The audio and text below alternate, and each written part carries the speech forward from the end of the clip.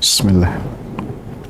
إن الحمد لله نحمده ونستعينه ونستغفره ونعوذ بالله من شرور أنفسنا وسيئات أعمالنا من يهده الله فلا مضل له ومن يضلل فلا هادي له. أشهد أن لا إله إلا الله وأشهد أن محمدا عبده ورسوله. يا أيها الذين آمنوا اتقوا الله حق تقاته ولا تموتن إلا وأنتم مسلمون. يا أيها الناس اتقوا ربكم الذي خلقكم من نفس واحدة وخلق منها زوجها وبث منهما رجالا كثيرا ونساء واتقوا الله الذي تساءلون به والأرحام إن الله كان عليكم رقيبا. يا أيها الذين آمنوا اتقوا الله وقولوا قولا سديدا يصلح لكم أعمالكم ويغفر لكم ذنوبكم ومن يطع الله ورسوله فقد فاز فوزا عظيما. أما بعد فإن خير الحديث كتاب الله وخير الهدى هدى محمد صلى الله عليه وسلم وشر الأمور محدثاتها وكل محدثة بدعة وكل بدعة ضلالة وكل ضلالة في النار. Hadirin jamaah sekalian yang saya muliakan, alhamdulillah kita dipertemukan lagi oleh Allah Subhanahu wa taala dalam majlis ilmu setelah beberapa pekan tidak bisa berkumpul di dalam ketaatan kepada Allah Subhanahu wa taala di malam Rebo ini. Alhamdulillah Allah berikan kepada kita kesempatan untuk berjumpa dalam rangka mengkaji ilmu. Semoga ini semua adalah tanda baik yang Allah Subhanahu wa taala berikan kepada saya dan kepada antum, karena Rasulullah mengatakan man yuridillahu bihi khairan yufaqihu fid din. Siapa yang Allah Subhanahu wa taala kehendaki kebaikan, maka Allah Subhanahu wa taala akan berikan kepadanya ilmu. Kemudian di pertemuan terakhir berhenti di poin yang ke-9. Poin yang ke-9, kalau tidak salah pada pertemuan terakhir saya membahas panjang lebar yang berkaitan dengan poin yang ke-9. Pendapat yang saya menyebutkan intinya adalah bahwasanya di dalam perkara ini ada beberapa perbedaan pendapat. Artinya yang berkaitan dengan surat An-Nahl ayat 106. Man kafara billahi min ba'di imanihi illa man ukriha wa qalbuhu mutmainnun bil imani walakin man syaraha bil kufri sadra.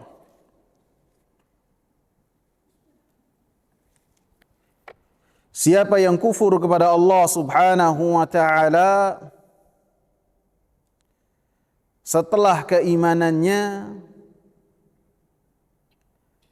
dikecualikan orang-orang yang dipaksa untuk melakukan kekufuran dan hatinya dalam keadaan tenang dengan keimanan. Walakin man syaraha bil kufri sadra, Akan tetapi yang mereka akan mendapatkan azab dari Allah Subhanahu wa taala mereka-mereka yang ketika menjelaskan kekufuran menyatakan kekufuran dengan berlapang dada, maka bagi mereka murka Allah Subhanahu wa taala, walahum adzabun azim, dan bagi mereka azab yang pedih. Ayat ini menyebutkan bahwasanya orang yang kufur kepada Allah Subhanahu wa taala dengan hati dan lisannya setelah keimanan yang ia miliki, maka ia akan mendapatkan murka dari Allah dan akan mendapatkan azab yang pedih. Dikecualikan orang-orang yang terpaksa menyatakan kekufuran karena keadaan, karena siksaan, kemudian dia terdesak untuk menyatakan kekufuran dengan lisannya, sedangkan hatinya tenang dengan keimanan, seperti yang terjadi sama Ammar ibn Yasir. Maka dalam pertemuan yang lalu saya ulang-ulang bahwasanya ayat ini ketika seseorang terdesak kemudian boleh menyatakan kekufuran hanya dikhususkan untuk umatnya Nabi sallallahu alaihi wasallam. Keistimewaan ini Allah Subhanahu wa taala berikan kepada umatnya Nabi sallallahu alaihi wasallam.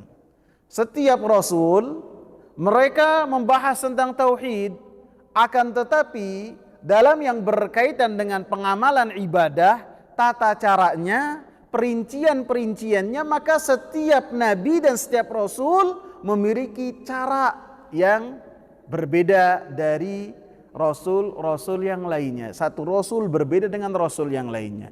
Maka keistimewaan yang dimiliki oleh Nabi dan umatnya Nabi Muhammad sallallahu alaihi wasallam, apabila seseorang terdesak untuk menyatakan kekufuran, maka boleh untuk dia mengucapkan kekufuran dengan lisannya, akan tetapi tidak tembus sampai hatinya. Hatinya tenang dengan keimanan. Kemudian saya membawakan beberapa dalil. Dalil yang pertama tentang Ashabul Kahfi. Surat Al-Kahfi yang berkaitan dengan poin kita adalah ayat yang ke-20. Ayat yang ke-20 Allah Subhanahu wa taala katakan, innahum iyadharu alaikum yarjumukum aw yu'idukum fi millatihim walan tuflihu idzan abada. Sesungguhnya mereka orang-orang musyrikin, raja dan penguasa dan bala tentaranya, apabila mendapati kalian yarjumukum, maka niscaya akan merajam kalian. Au yu'idukum, kalau tidak mereka akan mengembalikan kalian kepada kekufuran, kepada agama mereka. Walan tuflihu idzan abada, apabila kalian kembali kepada kekufuran, maka kalian tidak akan beruntung selama-lamanya. Artinya kalian mati di atas kekufuran, walaupun ketika kembali kepada kekufuran dalam keadaan terpaksa. Ini terjadi dalam kisahnya Ashabul Kahfi, jauh sebelum zamannya Nabi sallallahu alaihi wasallam. Jadi ini syariat pada umat terdahulu, tidak ada pengecualian, tidak ada hukum darurat. Apabila dalam keadaan apapun, maka harus mempertahankan keimanannya. Kemudian dalam surat Al-Buruj, Allah Subhanahu wa taala sebutkan tentang pembantaian yang terjadi di negeri Yaman oleh seorang raja yang dia mengaku sebagai Rabb. Kemudian bertemulah dia dengan Ghulam, dengan pemuda yang pandai mengobati. Dan ketika pemuda ini mengobati orang-orang yang datang kepadanya, dia mengatakan bahwasanya Allah lah yang mengobati, Allah lah yang memberikan kesembuhan, bukan saya. Sehingga sembari dia mengobati orang-orang yang sakit, dia mendakwahi kepada orang-orang supaya mereka bertauhid kepada Allah Subhanahu wa taala.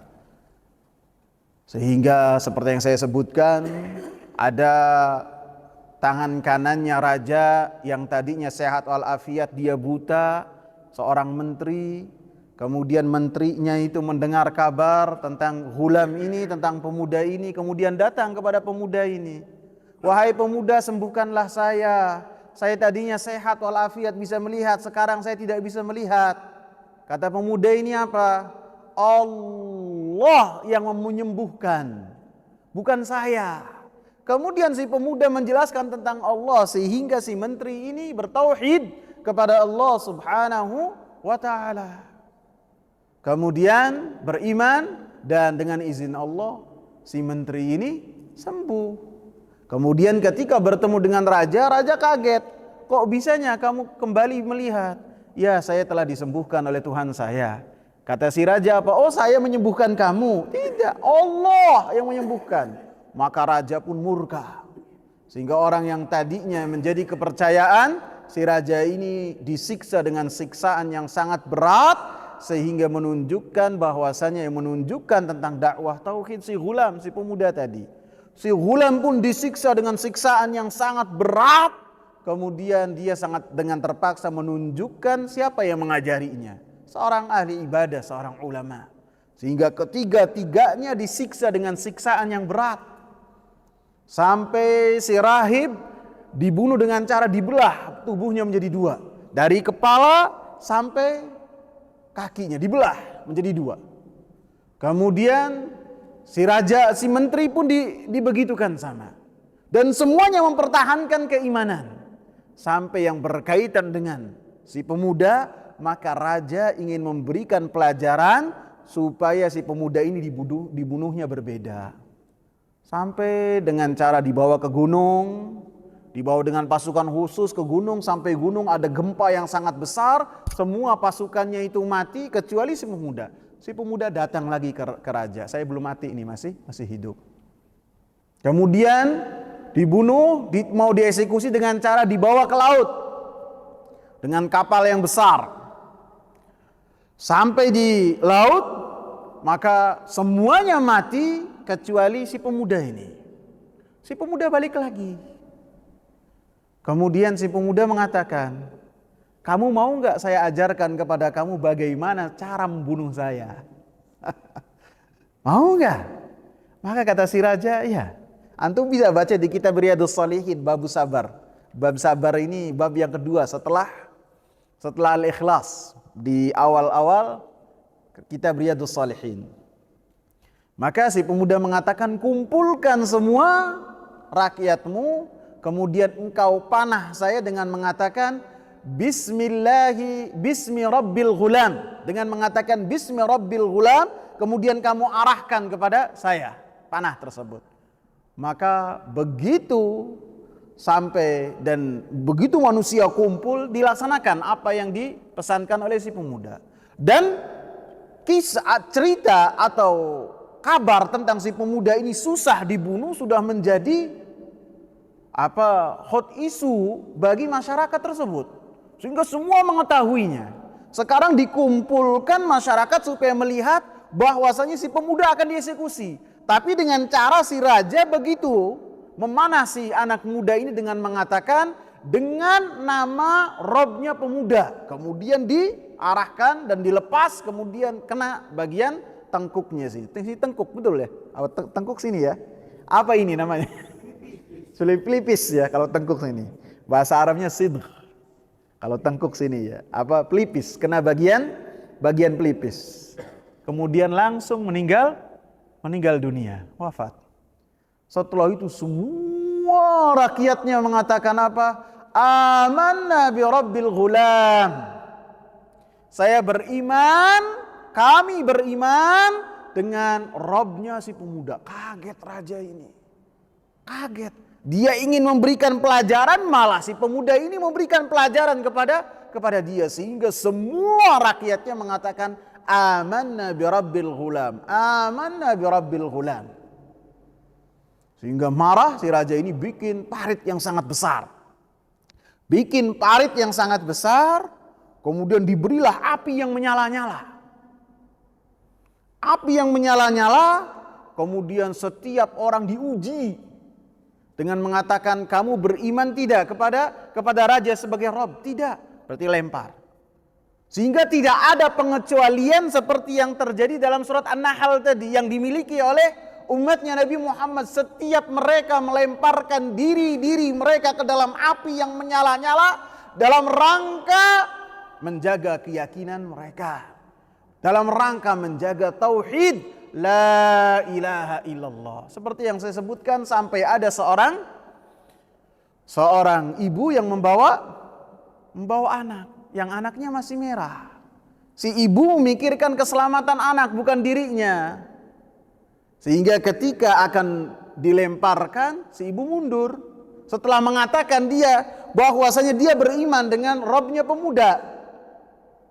Oh, berarti ayo jebur, masuk ke dalam api. Maka begitu maju, dia melihat si anak, mundur lagi. Maka si anak ini yang masih merah, dia berkata, ya ummi la takhafi fa innaki 'alal haqq. Wahai ibu, engkau ini jangan takut, karena engkau di atas kebenaran. Ibunya langsung melompat ke dalam api yang menyala-nyala. Tidak ada pengecualian, tidak ada. Sehingga hal ini diabadikan oleh Allah dalam surat Al-Buruj ayat keempat sampai ayat yang ke-11. Di ayat yang ke-10 Allah katakan, innal ladzina fatanul mu'minina wal mu'minat thumma lam yatubu falahum adzabu jahannama walahum adzabul harik. Sesungguhnya orang-orang yang membakar hidup-hidup, fatanu itu membakar hidup-hidup orang-orang yang beriman, baik dari kalangan laki-laki ataupun kalangan perempuan. Tsumma lam yatubu, setelah melakukan dosa besar tersebut mereka tidak bertaubat, menunjukkan Allah Maha penerima taubat apapun dosa yang dilakukan oleh seorang hamba. Jangan mengecilkan rahmat Allah. Allah Maha penerima taubat. Bahkan orang-orang yang membunuh wali-wali Allah, mereka akan diazab oleh Allah ketika mereka belum bertaubat. Apabila mereka bertaubat, maka Allah ampuni dosa-dosa orang-orang yang bertaubat, sehingga orang yang bertaubat dosa-dosanya hilang sama sekali. Falahum adzabu jahannam walahum adzabul hariq. Maka mereka akan mendapatkan azab dari api neraka jahanam, dan mereka pun akan mendapatkan azab api yang menyala-nyala. Kemudian ada beberapa orang, satu orang dia naik kuda, siang malam dia tidak berhenti, kemudian sampai bertemu dengan Heraklius atau Raja Romawi, Kaisar, nggak tahu namanya Heraklius bukan. Kalau Raja Romawi yang sezaman dengan Nabi namanya Heraklius, yang penting itu Kaisar, rajanya Romawi. Begitu bertemu dengan rajanya Romawi, maka si orang ini bercerita bahwasanya terjadi pembantaian besar di Yaman, dan yang dibantai itu adalah pengikutnya Nabi Isa alaihi salam di atas agama tauhid. Maka Kaisar marah. Kemudian dia mengatakan, kalau kami menyerang dari sini menuju Yaman, maka terlalu jauh. Akan kami perintahkan dari perwakilan kami yang ada di Habasyah untuk membawa pasukan besar menyerang Yaman. Sehingga datanglah pasukan besar dari Habasyah, dari Ethiopia, menyeberangi laut sampai ke Yaman. Kemudian raja tersebut dan bala tentaranya yang di atas agama Yahudi kemudian dihancurkan oleh pasukan dari Habasyah. Pasukan dari Habasyah ini siapa panglimanya? Panglimanya siapa tahu? Aryat kalau nggak salah. Panglimanya namanya Aryat, dan wakil dari panglimanya namanya Abrahah ibn Sobah. Siapa Abrahah tuh? Ya, yang kemudian dia menyerang Ka'bah. Jadi surat Al-Buruj dengan surat Al-Fil ini ada kaitannya. Semuanya saling berkaitan. Jadi alhasil kita kembali ke materi kita. bahwasanya di dalam kisah Al-Buruj tentang eksekusi yang terjadi pada raja, pada si pemuda, pada rahib dan pada rakyatnya, tidak ada pengecualian pun untuk mereka ini bisa kufur dengan lisannya dalam keadaan darurat, sedangkan hati mereka beriman, kemudian mereka tenang dengan keimanannya, selamat dengan keimanannya. Tidak. Keistimewaan ini hanya diberikan kepada umatnya Nabi Muhammad sallallahu alaihi wasallam. Seperti dalam hadis yang saya sebutkan dalam pertemuan yang lalu, innallaha tajawaza li ummati al-khata'a wan nisyana wa mastukrihu alaih. Sesungguhnya Allah Subhanahu wa taala memberikan ampunan, memberikan pengecualian terhadap umatku. Artinya selain dari umat Nabi tidak mendapatkan keistimewaan ini. Tersalah, al-khata', tersalah. Kemudian wan nisyan, lupa. Kemudian apa? Wa mastukrihu alaih, sesuatu yang dipaksa untuk melakukan hal-hal tersebut. Jadi khusus untuk umatnya Nabi Muhammad sallallahu alaihi wasallam. Kemudian sebelum kita masuk ke poin yang ke-10, Al-Imam Ibn Utsaimin rahimahullah, beliau mengatakan, masalah halil aula lil insani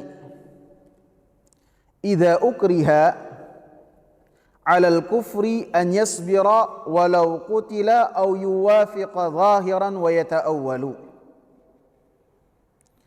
Apakah yang paling utama bagi seseorang apabila dia dipaksa untuk kufur, untuk melakukan kekufuran, untuk dia bersabar, ataukah bersabar dan dibunuh, tidak mau mengucapkan perkataan kufur, atau dia melakukan kekufuran secara zahir saja. Artinya lisan dia berkata dengan perkataan kufur, adapun hatinya dalam keadaan tenang dengan keimanan. Paham sampai sini, ikhwan? Mana yang paling utama? Kemudian beliau memberikan perincian. Di dalam permasalahan ini ada perinciannya. Awalan, an yuwafiqa zahiran wa batinan, wa hadza la yajuzu li'annahu riddatun. Seseorang ketika dipaksa untuk melakukan kekufuran ataupun berkata dengan perkataan kufur, dia ada sikap yang pertama, perincian yang pertama, dia menyetujui secara lahir dan batin. Maka ini tidak boleh, kata beliau, karena ini adalah murtad. Murtad, keluar dari agama. Artinya dia mengucapkan dengan lisannya dengan kekufuran, kemudian hatinya membenarkan apa yang ia ucapkan dengan lisannya. Kemudian yang kedua, perincian yang kedua, an yuwafiqa zahiran la batinan, walakin yaqsidu at-takhallusa min al-ikrahi, fahadha jaiz. Seseorang mengikuti secara lahir saja, adapun batinnya dia tidak melakukan kekufuran, tidak mengikuti keyakinan tersebut. Sehingga ketika dia menyetujui untuk melakukan kekufuran secara zahir saja, secara lahir saja, dalam rangka supaya berlepas diri dari keterpaksaan tersebut. Ketika dipaksa ada ancaman, dan ancamannya itu benar-benar nyata. Kamu kufur kalau tidak mati. Misalnya demikian. Maka kata beliau, fahadha jaiz. Maka ini boleh. Jadi kalau yang pertama itu tidak boleh. Kalau yang kedua boleh. Yang ketiga, thalithan an la yuwafiqa la zahiran wa la batinan wa yuqtal. Wa hadha jaizun wa huwa minas sabri. Untuk seseorang tidak mengikuti apa yang dipaksakan kepadanya untuk mengatakan dengan perkataan kufur, atau perbuatan kufur, baik secara lahir ataupun secara batin, sehingga konsekuensinya dia mati dibunuh. Wa hadza jaiz, maka yang seperti ini boleh. Wa huwa minas sabri, dan ini juga termasuk dari kesabaran. Kemudian beliau menjabarkan di antara dua yang terakhir, yang dua-duanya boleh. Yang kedua dengan lisannya, kemudian hatinya tetap tenang dengan keimanan seperti yang dilakukan oleh Ammar ibn Yasir radhiyallahu anhuma. Dan yang kedua, yang mempertahankan keimanan tanpa ikut terhadap apa yang dipaksakan untuk melakukan kekufuran. Seperti contohnya siapa? Banyak sahabat yang dia wafat dan tidak mau untuk melakukan kekufuran, seperti Khabbab bin al-Ard dan sahabat-sahabat yang lainnya. Seperti Bilal, disiksa dengan siksaan yang luar biasa, dia masih tetap mengatakan ahad, ahad, ahad, tidak mau untuk melakukan kekufuran. Di antara kedua yang terakhir ini, manakah yang paling afdal? Bersabar walaupun dibunuh, atau menyetujui secara zahir, secara lahir, adapun hatinya tetap beriman dengan keimanan yang benar. Kemudian Al-Imam Ibn Utsaimin rahimahullah memberikan perincian yang luar biasa. Beliau mengatakan, apabila seseorang ketika mengikuti keterpaksaan tersebut, dia mengucapkan dengan lisan dia, tapi hatinya aman dengan keimanan, dan ketika dia melakukan hal tersebut tidak ada dampak untuk keumuman kaum muslimin. Kaum muslimin tidak terpengaruh dengan apa yang ia lakukan, maka dianjurkan, fa innal aula an yuwafiqa zahiran la batinan, maka dianjurkan untuk orang tersebut untuk setuju dengan lisan dia mengatakan kekufuran, sedangkan hatinya tenang dengan keimanan. Syaratnya apa? Orang itu bukan suri tauladan, orang itu bukan contoh, ataupun masyarakat akan mengikuti semua apa yang dilakukan oleh orang tersebut. Sehingga apabila orang ini ketika disiksa dengan siksaan yang berat, kemudian dia melakukan perkataan-perkataan kufur tanpa ada efek kepada masyarakat, maka itu lebih afdal. Kemudian Al-Imam mengatakan, la siyama idza kana baqa'uhu fihi maslahatun linnas. Lebih-lebih apabila ketika orang ini hidupnya di tengah masyarakat itu memberikan manfaat kepada manusia, dengan memberikan ilmu, mengajarkan, mengingatkan manusia kepada Allah Subhanahu wa taala, dan mengingatkan manusia kepada hari akhir. Maka ketika orang ini tetap hidup, maka akan memberikan manfaat kepada kaum muslimin, bukan hanya kepada dirinya. Bahkan dirinya pun mendapatkan kesempatan untuk menambahkan pundi-pundi amal kebaikan dia di sisi Allah Subhanahu wa taala. Dan dikatakan oleh Imam Muhammad bin Shalih Al-Utsaimin, wa huwa khair, dan ini adalah yang lebih afdal. Maka orang yang memiliki kedudukan demikian dan hidupnya dia memberikan manfaat buat kaum muslimin, dan dia bukan suri tauladan yang menjadikan orang-orang itu akan mengikut kepada apa yang ia katakan, maka ketika melakukan takwil dengan lisan dia mengatakan kufuran dan hatinya tenang dengan keimanan, maka itu lebih afdal.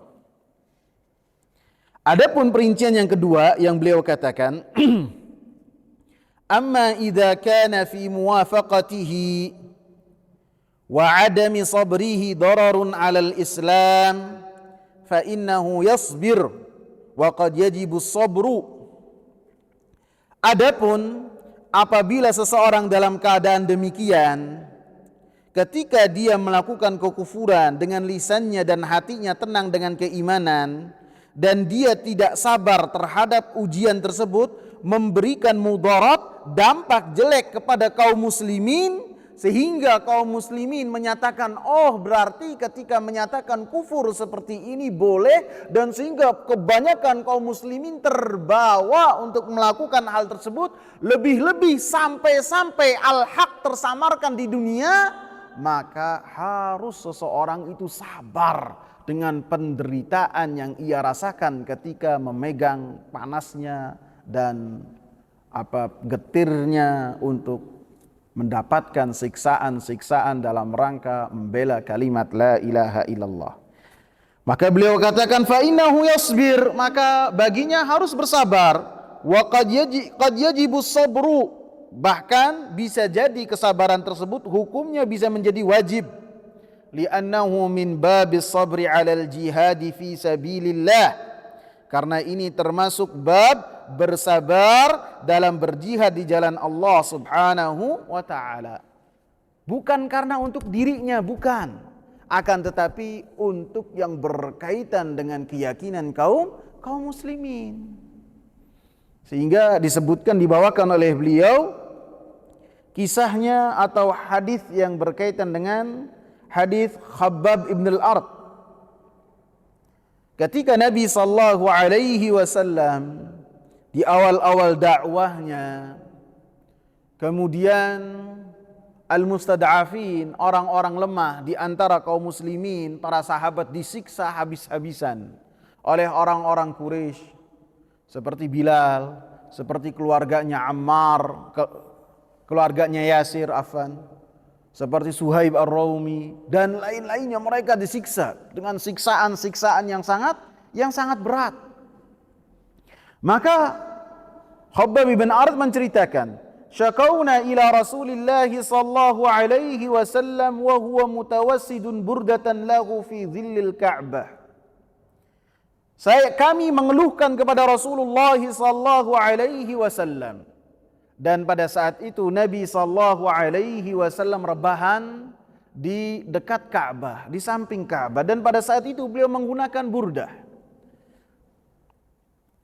Fakulna, maka kami berkata kepada Rasulullah, ala tastansiru lana, ala tad'u lana, wahai Rasulullah, kenapa engkau itu tidak meminta tolong kepada Allah Subhanahu wa taala sehingga kami mendapatkan pertolongan? Artinya, ayo kita berperang. Ya Rasulullah, kenapa engkau tidak berdoa? Ini Rasulullah sallallahu alaihi wasallam menghadapi apa yang dimintakan oleh para sahabat ridwanullahi alaihim, maka Rasulullah sallallahu alaihi wasallam mengatakan, qad kana qablakum, dulu orang-orang sebelum kalian, yu'khadur rajulu fayuhfaru lahu fil ardi, ada orang-orang yang sebelum kalian dalam menjaga keimanannya diseret, kemudian dimasukkan ke dalam tanah, kemudian dibawakan gergaji yang besar, kemudian tubuhnya dibelah menjadi dua. Seperti yang terjadi sama ghulam, atau sama dengan dua orang yang bersama ghulam. Kemudian Rasulullah sallallahu alaihi wasallam katakan, ada lagi orang sebelum kalian yang dia itu dibawakan dalam menjaga keimanannya, kemudian dibawakan sisir yang besar dari besi, kemudian ditancapkan di kepalanya, sehingga badannya pun terbelah menjadi dua. Kemudian Rasulullah sallallahu alaihi wasallam mengatakan, apa yang mereka rasakan tidak menjadikan mereka terhalang dari untuk senantiasa berpegang teguh dengan agama Allah Subhanahu wa taala. Wallahi, kata Rasulullah, demi Allah, ini antum bayangkan, Rasulullah berkata dengan demikian perkataan ketika pada saat itu pengikutnya kocar-kacir, yang lemah menyembunyikan keimanannya dan masih terendus keimanannya dan disiksa dengan siksaan yang hebat. Yang kuat pun mereka diembargo, sehingga tidak ada yang menampakkan keimanan dan keislamannya kecuali Rasulullah. Adapun yang lain mereka dalam keadaan ketakutan. Akan tapi kekuatan iman dan keyakinan dan kesabaran yang menjadikan Rasulullah sallallahu alaihi wasallam mendapatkan al-imamah, kekuatan. Beliau mengatakan, dan apa yang beliau katakan wahyu dari Allah Subhanahu wa taala. Wallahi la yutimmannallahu hadzal amra. Allah Subhanahu wa taala akan menyempurnakan agama ini. Dari yang tadinya sedikit menjadi besar. Sehingga kaum muslimin akan berjaya dan mereka akan mendapatkan keamanan. Kemudian Rasulullah katakan, hatta yasira ar-rakibu min San'a ila Hadramut la yakhafu illa Allah wa dhi'ba ala ghanamih. Sehingga pada saat itu seseorang yang melakukan perjalanan dari San'a ke Hadramut tidak mendapatkan rasa takut sedikit pun ketika ia melakukan perjalanan. Semuanya aman. Yang ia takuti hanya apa? Allah Subhanahu wa taala. Dan kemudian bisa jadi serigala-serigala yang melahap domba-domba dan kambing-kambing yang mereka bawa, saking amannya. Walakinnakum tasta'jilun, akan tetapi kalian, kata Rasulullah sallallahu alaihi wasallam, orang-orang yang terburu-buru. Karena pada saat itu apabila mereka berperang dan Rasulullah sallallahu alaihi wasallam mengikuti apa yang mereka inginkan, maka habis kaum muslimin. Habis. Jumlah kaum muslimin kurang dari 40. Kemudian minta untuk berperang. Maka apabila tidak sabar dan terburu-buru, maka Islam akan binasa. Sehingga ketika tidak sabar, kemudian tetap untuk memaksakan diri, maka mudaratnya bukan hanya untuk diri mereka, akan tapi kepada Islam. Ini contoh yang pertama. Harus bersabar apabila yang berkaitan dengan kemaslahatannya dengan kemaslahatan agama. Contoh yang kedua yang dibawakan oleh para ulama yang berkaitan dengan permasalahan ini, yang berkaitan dengan fitnah yang menimpa Al-Imam Ahmad ibn Hanbal. Ahmad ibn Hanbal rahimahullah, beliau yang lahir pada tahun 164. Al-Imam Zahabi rahimahullah, beliau mengatakan bahwasanya Al-Imam Ahmad adalah Syekhul Islam. Namanya Ahmad ibn Muhammad ibn Hanbal. Jadi Ahmad ibn Hanbal itu langsung lompat ke kakeknya. Ahmad ibn Muhammad ibn Hanbal. Asy-Syaibani Al-Marwazi Al-Baghdadi. Seorang ulama yang besar, yang beliau telah mengitari dunia Islam 3 kali dalam rangka mencari ilmu. Dan murid-murid beliau adalah ulama. Bahkan imam-imam yang 5 semuanya murid-murid beliau. Seperti siapa? Al-Imam Bukhari, Al-Imam Muslim, Al-Imam Abu Dawud As-Sijistani, Al-Imam An-Nasai, Al-Imam Tirmidzi, Al-Imam Ibnu Majah, dan banyak lagi yang menjadi murid-murid beliau. Sehingga kedudukan beliau ini kedudukan yang luar biasa. Dikatakan oleh Al-Imam Ishaq ibn Rahawai, salah seorang ulama yang wafat pada tahun 238, beliau mengatakan, Ahmadu hujjatun bainallahi wa khalqih. Al-Imam Ahmad itu hujjah antara Allah Subhanahu wa taala dengan hamba-hambanya, luar biasa. Al-Imam Ali Al-Madini, salah seorang ulama besar dan gurunya Al-Imam Bukhari yang wafat pada tahun 234, beliau mengatakan, A'azzallahu ad-dina bis-siddiq yawmal riddah wa bi Ahmada yawmal mihnah. Allahu Akbar. Allah Subhanahu wa taala memuliakan agama Islam yang dibawa oleh Nabi sallallahu alaihi wasallam dengan 2 orang. Yang pertama adalah Abu Bakar As-Siddiq radhiyallahu anhu, ketika menghadapi orang-orang Arab, mereka murtad setelah Rasulullah SAW wafat. Dan sebagian yang lain tidak mau mengeluarkan zakat. Maka Abu Bakar As-Siddiq radhiyallahu anhu dengan pemahaman beliau dan ilmu beliau, ketegasan beliau memerintahkan supaya kaum muslimin memerangi mereka semua. Termasuk nabi-nabi palsu seperti Musailimah, seperti Al-Aswad Al-Unsi di Yaman. Semuanya diperangi oleh Abu Bakar As-Siddiq radhiyallahu anhu. Ini yang menjadikan Islam terjaga. Yang kedua, wa bi Ahmad yaumal mihnah, dan dengan Al-Imam Ahmad ketika beliau mendapatkan ujian untuk mengatakan bahwasanya Al-Quran itu makhluk, dan sebagian dari para ulama mengikuti perkataan tersebut takut untuk mereka itu terbunuh. Adapun Al-Imam Ahmad lebih menjaga untuk mengatakan bahwasanya Al-Quran itu adalah kalamullah. Al-Quran itu kalamullah. Sehingga perkataan ini dibawa oleh seorang khalifah yang bernama Ma'mun pada tahun 218 Hijriyah. Ma'mun ini anaknya Harun Ar-Rasyid. Harun Ar-Rasyid punya anak 3, Ma'mun, Amin, Al-Musta'min. Ketika Ma'mun jadi khalifah, dia ini orang yang suka baca, orang yang suka ilmu pengetahuan. Bukan hanya ilmu Al-Quran dan As-Sunnah, ilmu-ilmu filosofi pun dia baca. Dari Yunan diterjemahkan kepada bahasa Arab, kemudian dia membaca. Dan sebagian imam-imam sesat seperti Ahmad ibn Abi Du'ad, yang pada zaman bapaknya itu tidak berani menunjukkan kepalanya, maka pada zamannya Ma'mun dia mendampingi Ma'mun. Sehingga pada tahun 218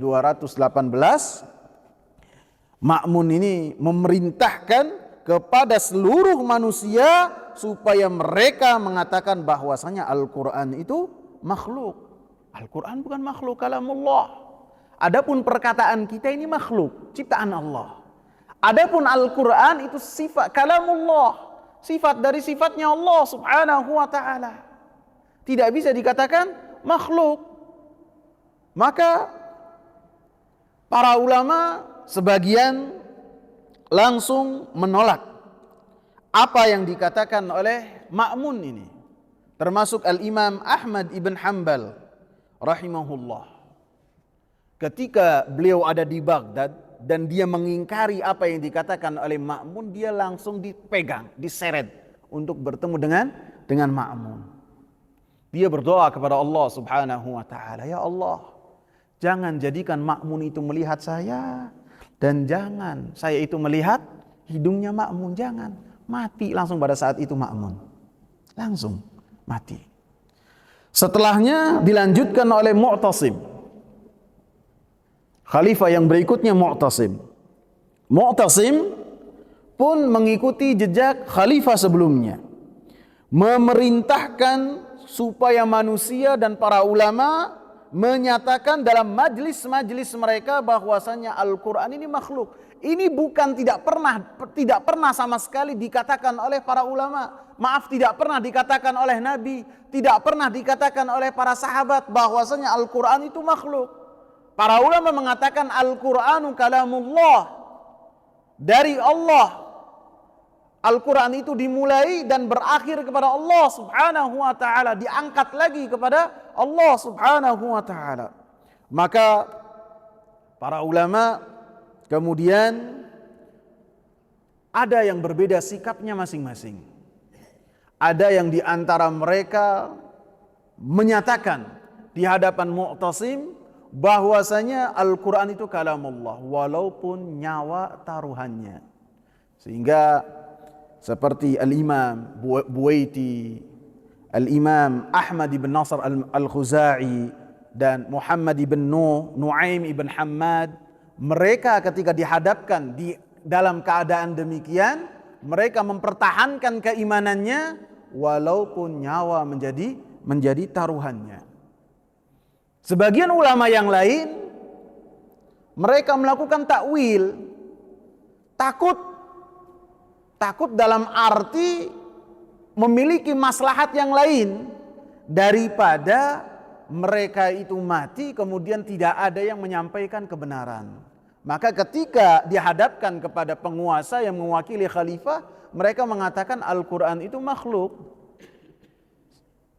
Termasuk pembesar dari para ulama.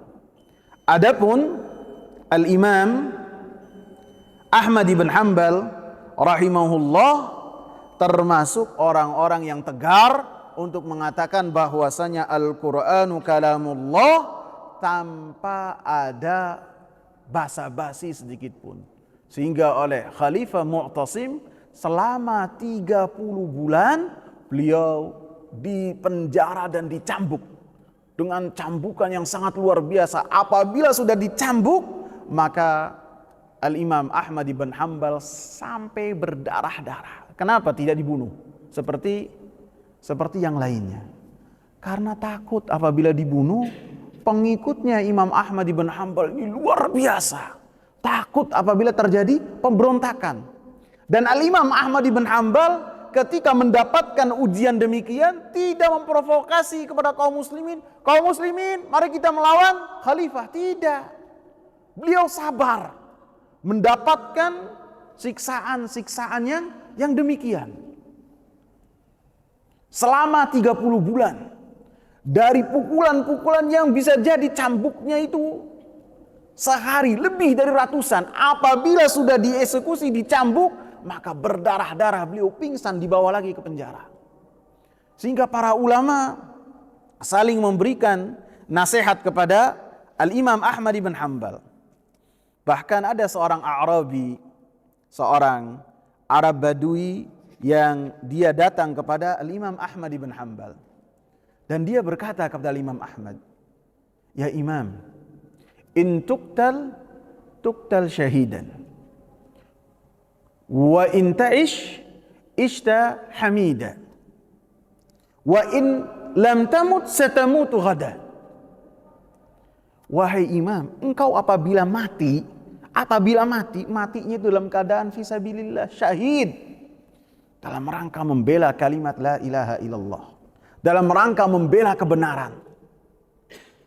Dan apabila engkau ini hidup setelah ini, maka engkau akan hidupnya sebagai orang yang bahagia. Dan apabila engkau tidak mati sekarang, engkau akan mati esok. Pasti mati. Sehingga orang Arab Badui ini memberikan motivasi kepada Imam Ahmad. Imam Ahmad terdiam. Seraya mengatakan, "A'id alayya." Ulang perkataanmu, ulang. Diulangi lagi. Sehingga Imam Ahmad bersemangat dengan apa yang dia dengar. Kemudian beliau pun dipenjara bersama dengan seorang penjahat besar. Seorang penjahat ini datang kepada Imam Ahmad. Karena setelah beliau bebas, Imam Ahmad sering mendoakan orang ini. Maka si anak berkata, "Wahai Imam, siapa si fulan itu?" Kemudian beliau bercerita. Penjahat besar ini berkata kepada Imam Ahmad, "Wahai Imam, saya ini masuk penjara sudah puluhan kali. Sudah puluhan kali. Dan yang namanya cambuk sudah ratusan kali. Cambuk, apabila satu cambuk itu sampai kepada badan saya, yang sakit cuma yang pertama saja. Adapun yang ke-100, yang ke-200 sudah tidak ada rasanya lagi. Dan saya ketika disiksa karena perkara-perkara dunia yang saya lakukan, saya sabar. Dan seharusnya engkau ketika disiksa dengan siksaan demikian dalam rangka menjaga agama, dalam perkara-perkara akhirat, maka harus lebih sabar." Allahu Akbar. Jadi bisa jadi perkataan-perkataan yang baik itu datang dari orang yang tidak kita duga-duga. Seperti yang seseorang yang biasa dipenjara memberikan nasihat kepada Al-Imam Ahmad. Ada lagi yang memberikan nasihat kepada Imam Ahmad, "Wahai Imam, si fulan telah melakukan tauriyah." Tauriyah artinya bahwasanya mereka itu membawakan perkataan seakan-akan setuju, akan tapi pada hakikatnya tidak setuju. Bagaimana kalau engkau ini mengikut saja terhadap apa yang dibawakan oleh, yang dikatakan oleh penguasa? Maka Imam Ahmad, apabila saya dan kamu setuju, maka bagaimana manusia yang lain untuk mengetahui mana yang hak dan mana yang batil? Allahu Akbar. Dan sebagian para ulama pun memberikan nasihat kepada Imam Ahmad dengan nasihat yang luar biasa, menjadikan Al-Imam Ahmad senantiasa sabar di dalam menghadapi ujian ini. Kemudian setelah 30 bulan beliau dipenjara dan disiksa, Mu'tasim ini takut apabila pengikut-pengikutnya Imam Ahmad marah kepada dia. Maka dikeluarkan, akan tetapi tetap untuk memerintahkan manusia untuk mengatakan dengan perkataan yang mungkar ini. Dan Imam Ahmad tetap di rumah, akan tetapi tidak boleh memberikan kajian, tidak boleh memberikan majelis, tidak boleh. Sampai suatu ketika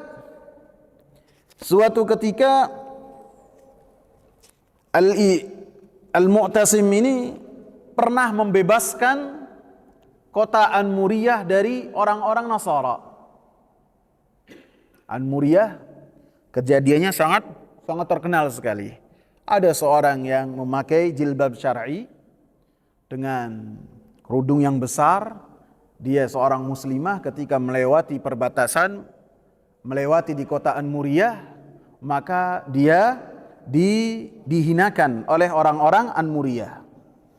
Maka si perempuan ini berkata dengan berteriak, "Wahai Mu'tasim, tolonglah saya mendapatkan gangguan seperti ini."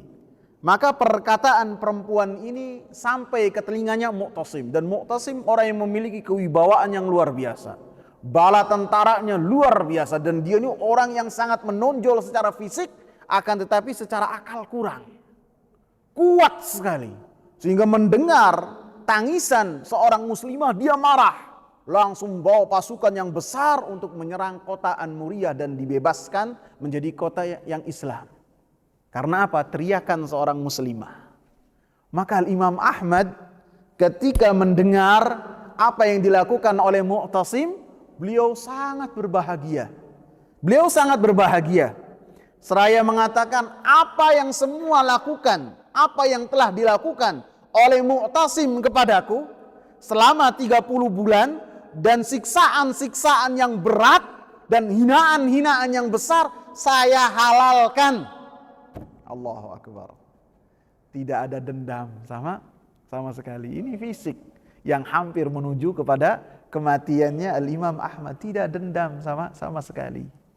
Bahkan beliau mengatakan perkataan yang luar biasa, Al-Imam Ahmad bin Hanbal, "Wa ma yanfa'uka an yu'adziballahu akhaka al-muslim bisababik."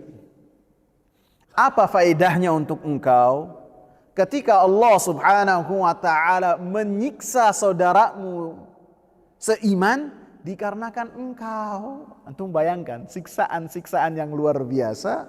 Kemudian oleh Al-Imam Ahmad bin Hanbal rahimahullah, beliau membebaskan dan menjadikan apa yang dilakukan oleh Mu'tasim itu menjadi halal karena perbuatan beliau dan jasa beliau dalam membebaskan kota An-Muriyah dan mengembalikan martabatnya seorang perempuan yang beriman. Kemudian Mu'tasim pun wafat pada tahun 227 Hijriah. Kemudian digantikan oleh Al-Wathiq. Al-Wathiq pun masih memiliki keyakinan yang sama. Memerintahkan manusia untuk mengatakan perkataan yang mungkar. Dan ketika berkaitan dengan Imam Ahmad, dia memerintahkan Imam Ahmad supaya berdiam diri di rumah. Tidak boleh keluar. Bahkan sholat Jumat dan sholat jamaah pun tidak boleh keluar. Tidak dihukum, tidak disiksa, tidak dipenjara, akan tapi diperintahkan oleh Imam Ahmad supaya tetap tinggal di rumah. Dan Al-Wathiq pun wafat pada tahun 232 Hijriah. Kemudian digantikan oleh Al-Mutawakkil. Al-Mutawakkil pun melakukan hal yang sama selama 2 tahun saja. Sampai 234, beliau membebaskan manusia, menghilangkan fitnah tersebut, dan kemudian menjadikan kaum muslimin kembali kepada sunnahnya seperti dulu. Tidak ada lagi perkataan-perkataan bid'ah di dalam pemerintahan kaum muslimin. Kemudian Al-Mutawakkil ini memuliakan Al-Imam Ahmad, memberikan harta kepada Imam Ahmad dengan jumlah yang sangat besar. Maka kata Imam Ahmad apa? Fitnah harta ini lebih besar daripada fitnah yang sebelumnya. Antum bayangkan, siksaan-siksaan, hukuman-hukuman selama lebih dari 2 tahun, beliau katakan ini lebih ringan daripada datangnya harta yang dibawa oleh penguasa kepada beliau. Alhasil yang dilakukan oleh Imam Ahmad ibn Hanbal, karena beliau adalah qudwah, karena beliau adalah suri tauladan, apabila manusia itu mendengar Al-Imam Ahmad mengatakan dengan apa yang dimintakan oleh penguasa pada saat itu, sehingga semuanya mengikut terhadap apa yang dikatakan oleh Imam Ahmad, maka ini ada kemudaratan, ada dampak yang jelek kepada kaum muslimin, sehingga beliau mempertahankan keyakinannya walaupun taruhannya nyawa, seperti yang dirasakan oleh Al-Imam Muhammad ibn Nuh. Al-Imam Muhammad ibn Nuh ketika dia ditangkap oleh penguasa karena membela akidah yang benar, anak perempuannya ada 4. Dia tidak memiliki anak laki, anak perempuan semua.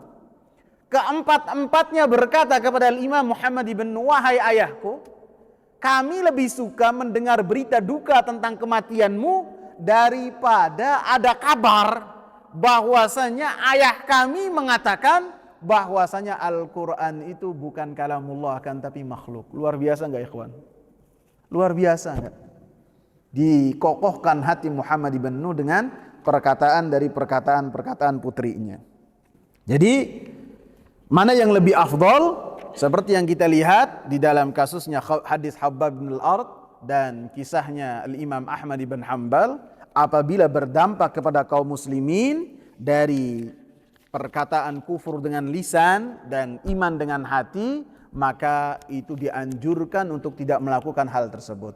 Akan tapi apabila tidak berdampak kepada kaum muslimin, dia bukan suri tauladan, dia bukan contoh panutan dari masyarakat. Kemudian ketika melakukan hal tersebut karena terpaksa, karena taruhannya adalah nyawa dia, ancaman untuk nyawa dia, maka dia mengatakan perkataan kufur dan hatinya keimanan, penuh dengan keimanan, maka ini yang lebih afdal. Jadi jawaban dari Al-Imam Muhammad bin Shalih Al-Utsaimin adalah terperinci, tergantung keadaan dari orang yang melakukan hal tersebut. Paham ikhwah? Apa bingung?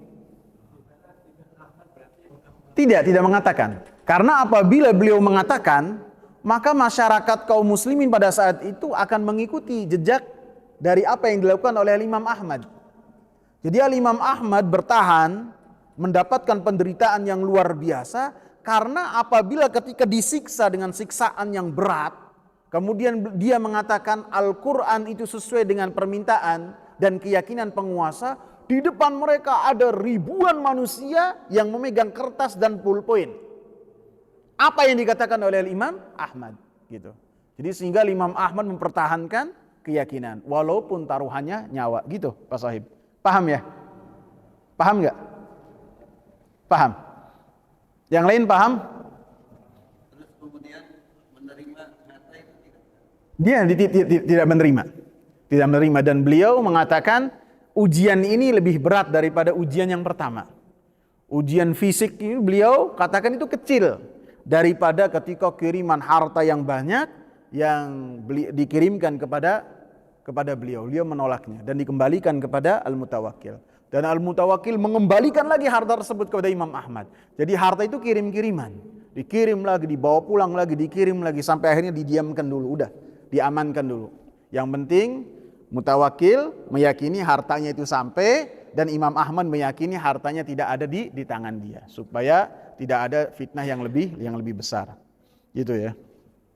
Pelajaran yang ke-11. Al-hadiyata asyrata anna alladhi dakhala an-nara muslimun.